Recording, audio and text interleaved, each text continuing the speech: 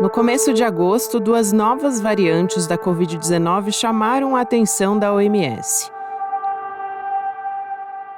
A EG.5, chamada de Aedes, que vem da linhagem da Ômicron. Ela foi identificada em mais de 50 países. Nos Estados Unidos e no Japão, se tornou dominante.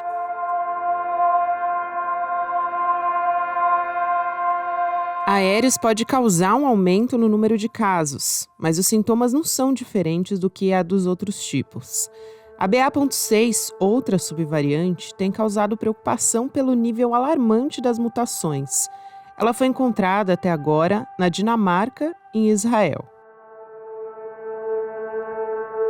Em paralelo a isso, a Universidade Federal do Rio de Janeiro recomendou a volta do uso de máscaras na instituição.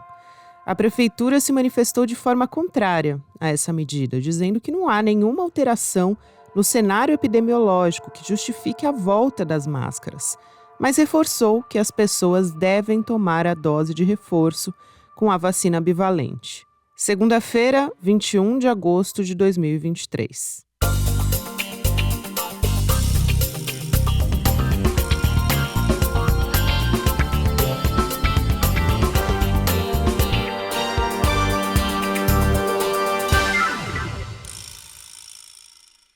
Olá, seja muito bem-vinda, seja muito bem-vinda. Eu sou a Gabriela Varela e esse é o Videocast em Detalhes. Aqui, todos os dias, a gente discute, mergulha numa notícia, numa temática, sempre com um convidado. Em Detalhes, hoje nós vamos falar sobre a nova cepa do coronavírus, que tem chamado a atenção nessas últimas semanas. Quem vai trazer esse assunto aqui, esclarecer tudo para a gente, é o Dr. Gustavo Cabral, imunologista e cientista da USP. Dr. Gustavo, obrigada por aceitar o nosso convite. Seja bem-vindo aqui ao Em Detalhes, um prazer falar com você. Oi, Gabriela. É um prazer enorme estar falando contigo, estar aqui no ICL, é sempre bom estar tendo essa interação. E parabéns pelo seu trabalho. Obrigada. Doutor, vamos lá, né? Essa nova cepa tem preocupado, conhecida popularmente por Aedes, essa EG.5, que é uma subvariante da Ômicron, que é o tipo mais comum que a gente tem da Covid-19 no mundo todo, né? E tem se falado numa recomendação de volta das máscaras em alguns países. Queria entender, então, para começar essa conversa, aqui no Brasil, a gente precisa voltar com as máscaras? Como é que funciona essa variante da Ômicron?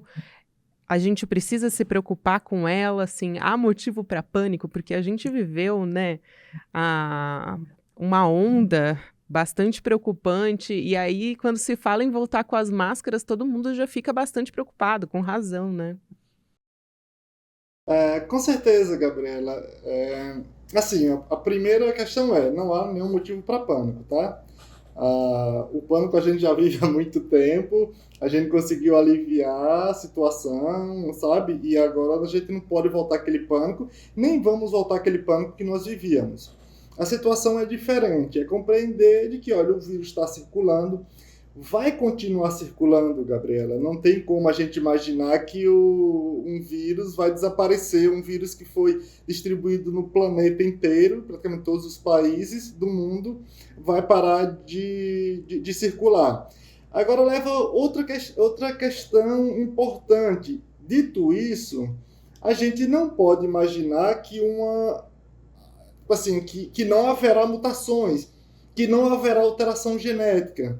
O que eu quero falar com isso? Que sempre vão aparecer novas variantes, novas subvariantes, porque é algo natural, é a natureza, a vida sempre vai buscar se perpetuar. Agora, claro, algumas variantes, como você mesmo falou, a Ômicron, ela predomina. Gera algumas estratégias de escape da resposta imunológica prévia, isso é natural. Inclusive as suas subvariantes, como está acontecendo com essa BA.5, e também já tem surgido a BA.6, a gente está falando de Dinamarca, Japão, e pela quantidade de mutação na proteína spike, digamos que a chave do vírus para entrar na célula, os cientistas ficam preocupados, tá? Nós ficamos preocupados. Alguns mais do que os outros. Mas, para a gente que já é da área da imunologia, das vacinas, a gente vai falar, o vírus não vai chegar em nossos corpos como aconteceu antes. Os nossos corpos já têm uma proteção prévia, já tem a vacinação, junto, por exemplo, com infecção. Então, já não é mais como era antes. Dessa forma, a gente não vai ter os problemas que aconteceram. Ou seja, quer usar máscara? Usa.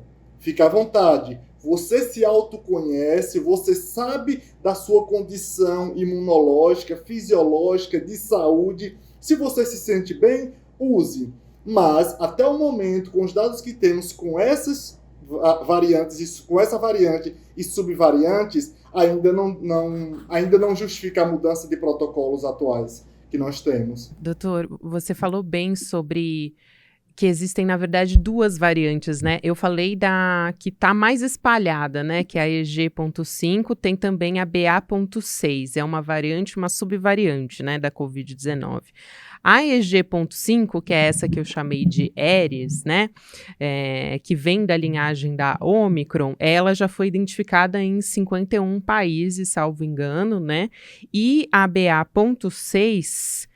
ela foi identificada em Israel e na Dinamarca, quer dizer, ainda a gente não tem um espalhamento tão grande quanto a Aedes. Eu queria perguntar a diferença entre cada uma delas nos sintomas. A gente tem diferenças na manifestação dessas duas variantes? Não, Gabriela, a gente ainda não tem... A mudança de uma variante para outra não gera uma alteração sintomatológica tão significativa, porque a gente está vendo... Olha, Gabriela, é o mesmo vírus, tá? É uma variante Ômicron e subvariante, sabe? A GA.4, BA.4, BA.5 e BA.6, enfim. Nesse caso, a gente está falando BA.5 e BA.6. Ela tem mutações que preocupam a gente relacionado à proteína spike, algumas mutações que podem favorecer ela escapar do sistema imunológico e gerando a possibilidade de acometer a doença no estado mais grave, gerar sintomatologia mais preocupante. Mas até então ainda não gera... não mostra dados, por exemplo, que tem gerado uma sintomatologia, a doença mais grave. Por exemplo, a dispersão, como você falou, a BA.5, já está em mais de 50 países. Ok, os casos aumentaram significativamente nesses últimos meses, por causa da BA.5, por causa da BA.6, provavelmente é por causa da BA.5, mas a gravidade da doença não. Entende? Então, assim, por isso que chama a atenção a importância da vacinação, da imunização prévia, sabe? Para a gente garantir que isso aconteça, que haja uma proteção, que tenha uma proteção para evitar doença grave. Então, assim, o vírus, ele não muda completamente, sabe? Tipo, você muda um cabelo, já é uma mudança, já é uma diferença, mas você não mudou o corpo inteiro. Você pode mudar, algumas pessoas podem fazer uma plástica, alterar, pode ter uma composição, por exemplo, algumas pessoas tiverem um acidente, pode perder um braço, não é uma associação tão bacana fazer, mas só para mostrar que mesmo você perdendo ou mudando algumas coisas, você não muda o seu corpo, você não muda quem você é, você não mudou o vírus continua o mesmo. E o vírus é muito mais do que a proteína spike.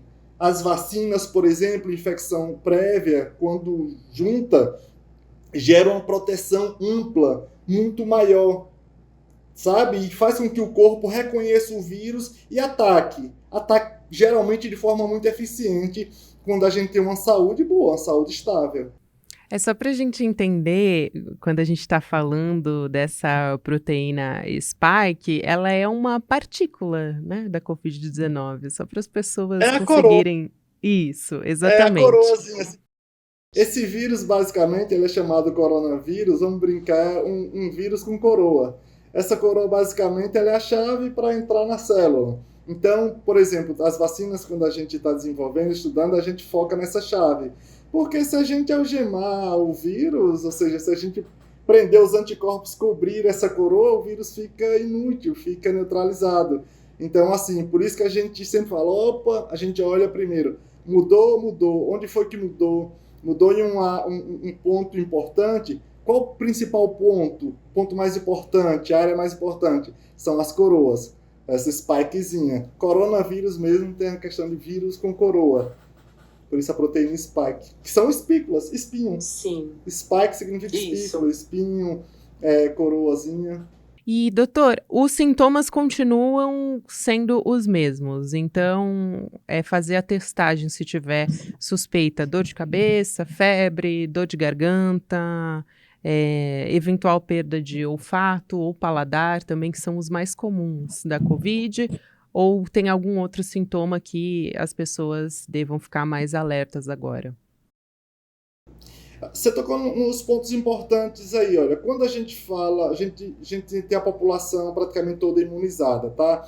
Então, o que acontece? Quando a gente aplica a vacina, eu vou entrar na vacinologia, na sintomatologia, mas explicando a vacina o porquê pode ocorrer, tá? Por exemplo, quando a gente aplica a vacina, a proteção vai ser sistêmica, vai estar no corpo inteiro e tal. Só que nessa área, por exemplo, nas vias respiratórias superiores, são áreas que podem estar mais suscetível, porque essa parte, sabe, da mucosa, que a gente fala imunidade da mucosa, ela não gera uma proteção tão grande.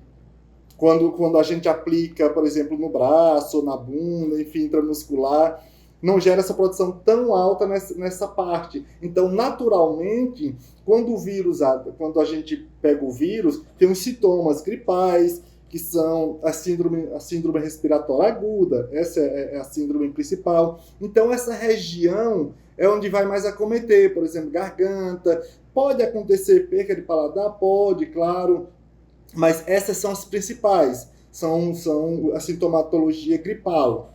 Tá? Então, esse é o principal foco porque, assim, do vírus, da sintomatologia, porque assim, é onde não tem a proteção tão eficiente.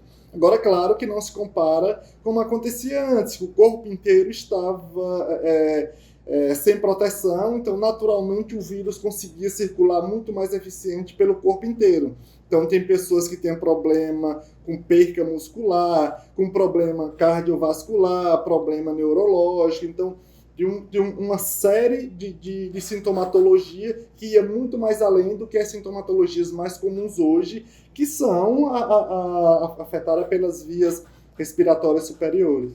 E, doutor Gustavo, uma outra questão. A Universidade Federal do Rio de Janeiro, ela voltou a retomar o uso de máscaras, a recomendar, na verdade, né? Não obrigar todo mundo a usar, mas recomendaram novamente o uso das máscaras. E isso também deixou as pessoas bastante preocupadas, justamente por causa desse noticiário, né? Das notícias que foram chegando a respeito da Aedes, que é essa variante da Covid.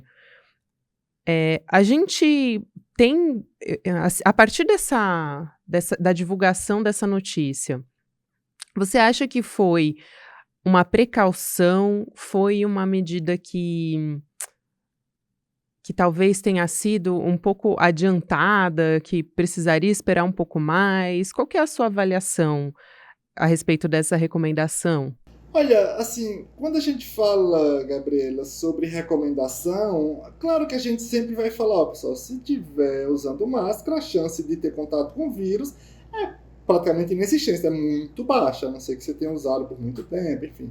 Mas se você usa a máscara corretamente, é praticamente nula a possibilidade de você se infectar. Claro que, levando em consideração que boa parte da população não tomou nem a terceira dose e tal, algumas instituições recomendam.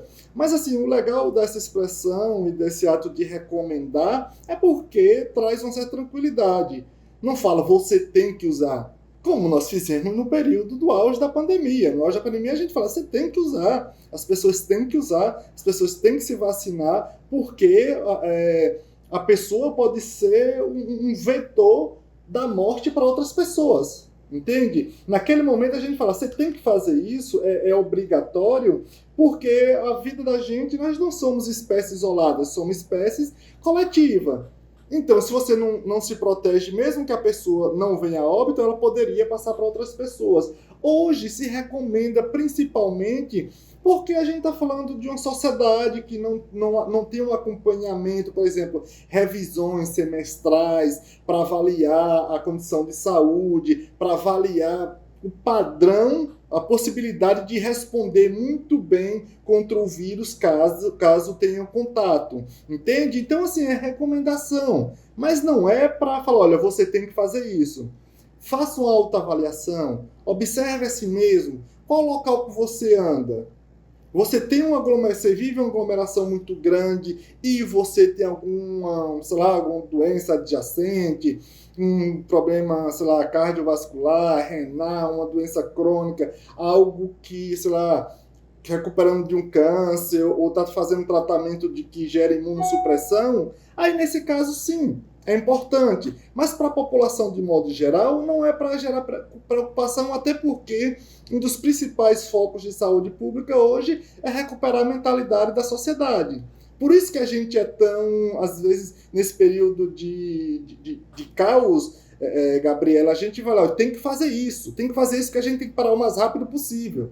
Quando a gente falava, tem que gerar lockdown por 14 dias e vamos acompanhando até a gente controlar esse vírus, conseguir medicamento que funcione, né? Conseguir o remédio que funcione, conseguir vacinas e controlar a pandemia o mais rápido possível. Essa é a estratégia que a gente faz. Rápido, rápido. Não tá jogando fake news e terror e tal. No momento de guerra, tem que lutar, que é para a gente voltar à paz o mais rápido possível. E esse momento é um momento de paz, vou falar de paz negociada. Brincando, nós conseguimos essa coisa com o vírus, ó. Se chegar aqui, não cause a doença muito grave, porque nós temos um sistema imunológico preparado através da vacina contra você. Mas sabemos que o vírus vai circular. Então, pode pegar algumas pessoas que estejam despreparadas imunologicamente e causar a doença grave. Mas hoje nós temos essa paz e tenhamos que ter certeza, tá, que sempre vão surgir variantes, subvariantes. A vida tende a se perpetuar. Sempre vai buscar forma para se perpetuar. O vírus ele não surgiu do nada. É um dos principais componentes da vida na Terra e um dos mais antigos. Então, assim, ele vai buscar estratégia de se perpetuar até porque chegou até hoje. Muito importante falar isso, doutor Gustavo, até porque justamente a gente não pode entrar em pânico, como a gente falou no início da conversa, né? Porque se a gente for entrar em pânico toda vez que surgir uma variante, então vai ficar muito difícil, porque isso vai acontecer de tempos em tempos, como você mesmo colocou. Doutor, a vacina bivalente continua sendo o método de prevenção mais importante, a medida mais importante que as pessoas têm que tomar? E reforço aqui também que a gente tem um dado de menos de 16% dos adultos brasileiros que tomaram essa vacina. Então, tem o esquema vacinal completo e a vacina bivalente seria o reforço, né, dessas variantes que funcionam contra as variantes da Omicron. Então, seria importante tomar essa vacina para prevenir contra essas subvariantes, essas variantes que estão surgindo, né? Ah, não tenho dúvida, Gabi. Olha só, Gabriela, quando a gente fala em prevenção, em luta contra qualquer doença infecto-contagiosa, a melhor arma, a melhor ferramenta é a vacina. É prevenção, sabe? A gente não cresceu escutando é melhor prevenir do que remediar. E o que a gente também escutou? Olha, se você é adulto e vacinado, então se vira. É porque a gente já tem associação, a gente já sabe que a vacina é a arma mais eficiente para prevenir contra doença infecto-contagiosa, como a Covid-19. E, como eu falei, o vírus sempre tende a se perpetuar, sempre tende a gerar mutação, sempre tende a se adaptar. Então, naturalmente, nós, cientistas da ciência, a gente tem que acompanhar esse processo, porque ele busca forma de escapar e a gente busca forma de contê-lo. E como eu falei, a gente precisa adaptar as vacinas como vem sendo e utilizá-la para prevenir. Essa é a questão. Então, óbvio, pessoal, a gente tem que se vacinar. A gente faz isso todos os anos com a vacina da gripe, pelo amor de Deus. Quem é que sabe quantas vacinas da gripe tomou? Se você sabe, parabéns, porque assim, eu não lembro. Anualmente a gente não faz isso? Então por que não vamos fazer contra a Covid, que é um vírus muito recente, falando de história, apenas 3 anos e pouco, é muito recente em nosso corpo, está gerando mutação, adaptação, as vacinas são atualizadas, se vacina e pronto. Sabe? Com todo respeito, democracia sim existe para você ter opinião para várias coisas. Mas para o que não tem é melhor buscar um especialista. Isso não é democracia, isso é um quê de idiotice. Desculpe a expressão, mas é um quê de burrice quando a pessoa que não tem uma preparação técnico-científica vai lá e taxa falando que a vacina causa mal, ou gera isso, ou gera aquilo. Tá? Então, assim, a vacina protege, a vacina foi atualizada. Então, pelo amor de Deus, vai lá e se vacine. Você não vive só, não. Ninguém vive só, você vive numa comunidade. Você pode estar passando o vírus para outras pessoas, inclusive favorecendo que o vírus busque estratégia de escape em seu corpo que não tem uma proteção real. Se você tem uma proteção ínfima, a tendência é que o vírus escape. Nessa escapada pode ser que aconteça uma mutação. Então, vamos lá, vamos juntar, vamos vacinar, pelo amor de Deus. Dá o braço e recebe a picada. Pois é, eu estava aqui até falando que eu tomo a vacina da gripe todo ano, assim, eu não falto porque minha vida mudou depois que eu passei a tomar a vacina da gripe. Eu nunca mais tive nenhuma gripe muito grave e a mesma coisa a Covid, né? Se a gente quiser evitar uma Covid que tenha sintomas mais intensos ou até uma hospitalização também é bastante importante ter o esquema vacinal completo. Agora, doutor, ah, os cientistas da Inglaterra, especificamente, orientaram essa volta do uso de máscaras e eles falaram sobre essa nova variante, a BA.6, chamando de altamente mutante do coronavírus. Eu acho que essa classificação que assustou bastante. Mas eu queria perguntar, essa classificação de altamente mutante quer dizer que é necessariamente mais transmissível, ou então que leva a uma doença mais grave, ou não? Não necessariamente, Gabi. As coisas funcionam assim. O vírus, ele tem mutação o tempo inteiro e tal, e gera, assim, milhares de variantes, tá? Existem milhares, não só são a alfa, beta, gama, delta, sabe? Tem muitas outras, tem muitas. A questão é, se tem variantes de preocupação.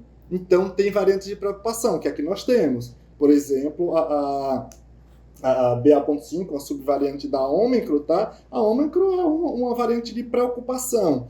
E aí, nessa subvariante, porque principalmente a BA.6, ela tem dezenas, ou seja, tem quase 30 mutações. Isso naturalmente pode favorecer com que ela escape da imunidade prévia, tá? Porque tem algumas diferenças.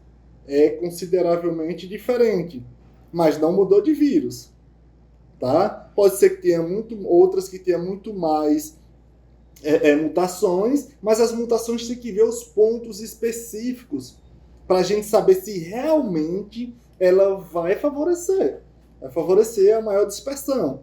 Pode ser que sim, pode ser que não. O que a gente sabe é que ela está em 2 países, houve aproximadamente 30 mutações, então é algo que já tem que ser estudado, mas é algo que a gente tem que estudar, não alarmar, tá? E mesmo assim, Gabriela, quando a gente indica algo que seja que é muito importante, é que seja uma atuação coletiva. Eu, como cientista, sozinho, eu não posso chegar para a população e falar, olha, tem que usar máscara, tem que fazer isso, tem que fazer aquilo. Tem as sociedades científicas, tem a Organização Mundial de Saúde, sabe? Tem o Ministério da Saúde, que a gente pode, inclusive, dar suporte, nos reunirmos em equipe, com diversos profissionais, epidemiologista, infectologista, imunologista, que atua na área da vacina, opinar e chegar a uma conclusão. Conclusão essa que pode ser por mais tempo ou simplesmente durante um período. chegamos a uma conclusão e vamos falar, olha, vamos atuar dessa forma durante, 30 dias, por exemplo, para acompanhar o processo, tá, de conhecimento dessa subvariante. Mas isso é importante que seja coletivo. Não seja apenas o Gustavo Cabral falar, eu tenho um PhD, estudei em Oxford, blá, blá, blá, eu acho isso. As pessoas, por causa da minha titulação e meu conhecimento, vai achar que é verdade para todo mundo e que é verdade para todos os cientistas. E não é bem assim. Quando se fala em uma ação coletiva, a gente precisa ter uma ação de múltiplos cientistas. Então, alguns cientistas estão falando, perfeito, é importante a gente escutar. Alguns cientistas também estão divulgando dados, é importante a gente escutar, mas não pode ser a voz de todos os cientistas do mundo. É isso. Doutor Gustavo, rapidinho, só antes da gente encerrar, vou pedir para você ser mais breve nessa resposta, mas não queria deixar de perguntar sobre o risco em outros países. Então, quem for viajar para, por exemplo, Estados Unidos, também para a Inglaterra, né, onde aéreo já é uma cepa dominante, quais são os cuidados que essa pessoa pode ter? Porque nos Estados Unidos até as autoridades já estão falando em aplicar a dose de reforço de vacinas feita com uma nova fórmula, né? Para subvariantes que foram responsáveis pela maioria das infecções lá nos Estados Unidos nesse ano. Olha, você foi certeiro. Você perguntou e já respondeu. A melhor forma é você se vacinar com a vacina atualizada. Essa é a melhor estratégia. Tá? Claro que se você está em um ambiente que está circulando muito, é importante que você use a máscara. Mas já foi certo, precisa se vacinar com a vacina atualizada. E aí poder viajar em paz, mais tranquilo. Isso é o que deve ser. Mas eu quero só puxar um negocinho bem rapidinho, que você falou que toma vacina todos os anos e tal. Gabriela, se nós estivéssemos no século passado, no início do século XX, nós seríamos velhos, considerados velhos, porque a gente estaria na expectativa de vida acima, quer dizer, você é um pouco mais nova, mas a expectativa de vida girava em torno de 30 e poucos anos para a população mundial. Imagine, hoje a gente tem expectativa de vida de 70 e tantos anos. Então, assim, nós praticamente dobramos, e isso por diversos fatores. Um dos principais, Gabriela, por causa da vacinação. A gente não tem mais surtos continuamente, a gente não tem mais, nós já conteve assim, uma multiplicidade de viroses. Então, a vacinação, inclusive, contribui para que você e eu tenhamos longevidade. Essa é uma estratégia. Claro que tem diversos outros fatores, mas a vacinação é uma das principais dela para que a gente consiga viver muito tempo e saudável. Muito boa essa sua fala, doutor Gustavo. Foi um prazer receber você aqui, Gustavo Cabral, que é imunologista, cientista da USP.